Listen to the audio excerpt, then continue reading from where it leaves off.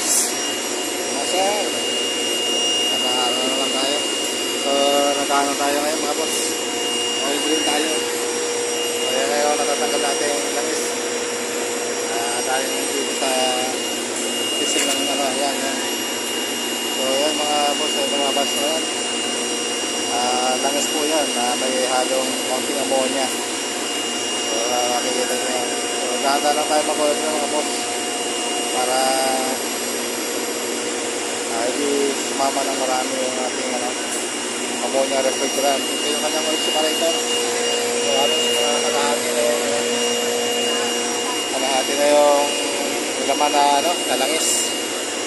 Tatanggalan natin ang langis kasi may effect yan doon sa ating nagpapalamig sa buong system. Kailangan natin tanggalan ng langis para yung langis hindi sasama ng marami doon sa sistema niya. Kailangan yung mga nandito sa oil separator niya matanggal natin. Di ba lahat, pero mabawasan natin yung level ng ating oil separator kasi halos kalahati na yung laman na lang spinner. So yan mga boss, yan po ay ammonia, yung refrigerant niya ay ammonia. So, nakita nyo kanina pag-release ay medyo may pressure pa siya. So yan, dahan-dahan lang ang ating oil drain kasi pag malakas yan, sama yung kanyang dyan, sasama yung refrigerant na ammonia dyan. So medyo maamoy, although nakaready naman tayo, mayroon tayong PPE dyan na pinakita ko nakaraan. So nakaready naman PPE natin dyan pag karoon ng worst scenario. Then tuturo ko lang mga boss kung saan po yung kung dito nanggagaling po yung hangin papunta dito.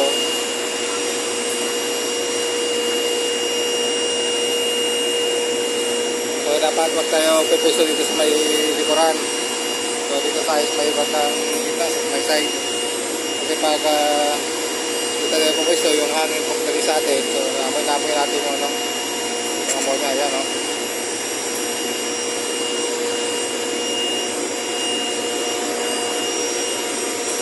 nasa likuran natin mga boss. Ito po yung tangke ng ammonia. So may laman pa to. So naka-reserve to para dun sa pag-charging natin. So isa pa lang may kakarga natin. So yung dalawa na-charge yan, ready for charging. Nagdag tayo konti para lumakas yung konti yung ating mag-oil drain.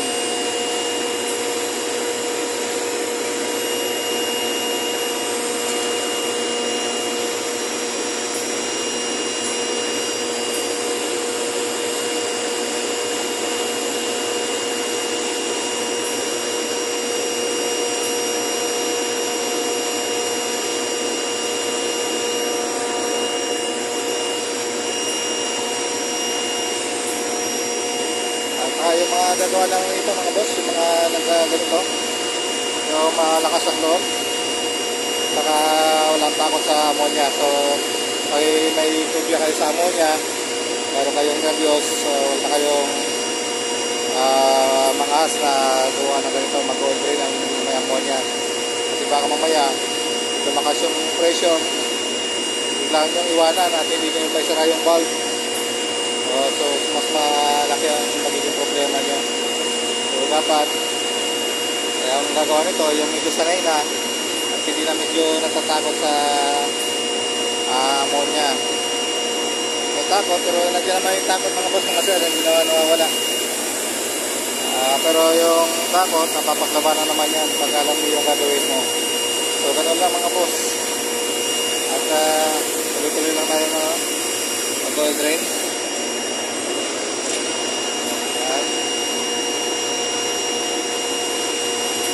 So yan yun ay lumalabas na yan ay maduming langis na po yan. So nakita nyo naman yung nandun yan. So yan, napakadumi na. So brown na brown. So tapos yung ginakarga natin ay clear na langis. So pag ganyan nag-oil drain tayo, yan ay yung kulay nyan. Minsan nga maitim. dahil nga doon sa mga tubo na dinadaanan niya, ay nasasama dito sa ano, sa langis natin. Ayan, nakikita niyo yun, ang baka ng ating galon ay item na brown.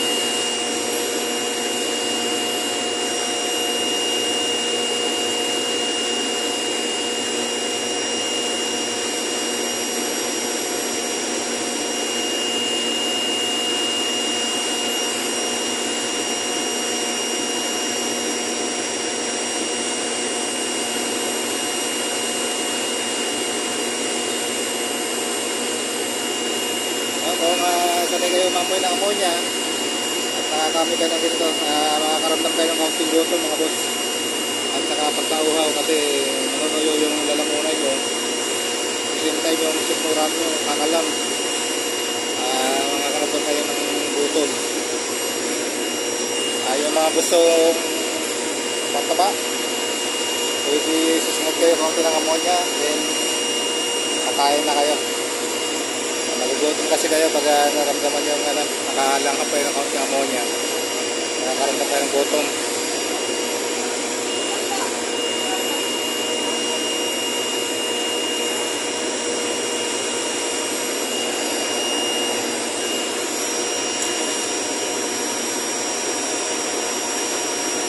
Nadagdag tayo ng bukas ng bulb para medyo kumulis yung ating papoder kasi maubos yung oras natin mga boss. Pag hindi natin lakas ang kaunti, lumalakas na.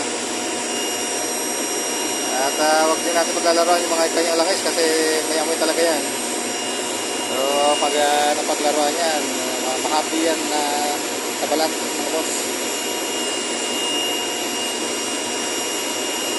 Kaya kailangan dito may tayo, mayroon kayong recovery na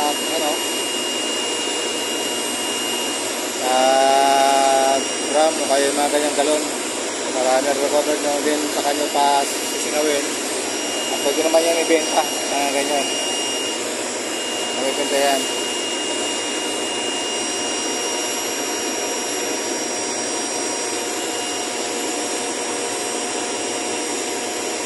Malapit naman po ng ating ang ating galon. Mabilis konti yung ating pag-oil drain. Maraming laman ito boss, mga boss, mga sir. Alas kalahati kasi ng separator natin ng empty. Sigurado ako marami tayo makukuha ang langis pa dito.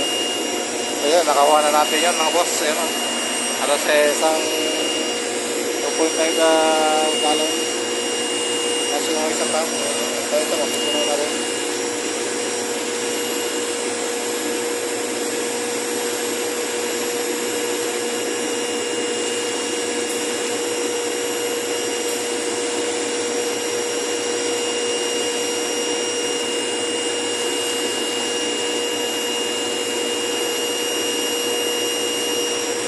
May port naman to, ito may valve, yung port.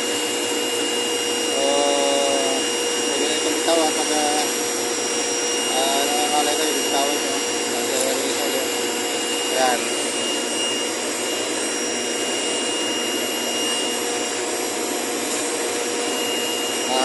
tawag ito ay spring valve. So may spring po ang valve na to, bitawan mo kung close yan kasi pwede mong buksan ulit.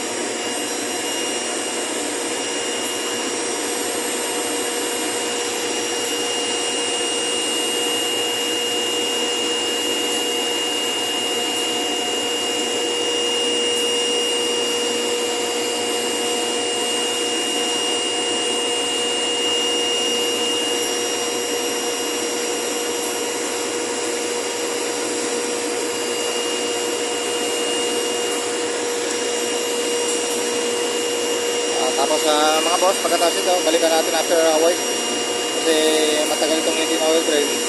Malamang may nag-spare sa system, so mabalikan ulit natin to kasi ngayon lang ako ulit nakapag-oil drain. Siguro mga almost 2 months nakapag-oil drain kasi busy sa ibang mga refrigeration natin. So after a week, balikan ulit natin para ma-oil drain to. Tingnan natin kung mayroon pang natitrang may sa system.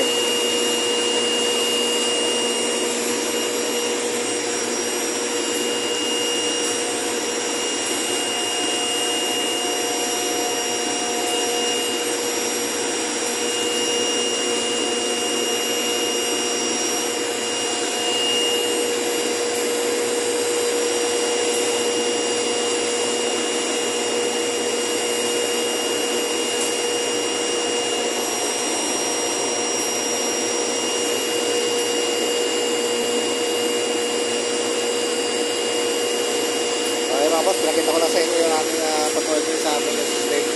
So hanggang dito po muna at medyo haba po yung ating video. So sa susunod na lang ulit na pag-order natin, video ulit natin. So dito po muna, maraming salamat po.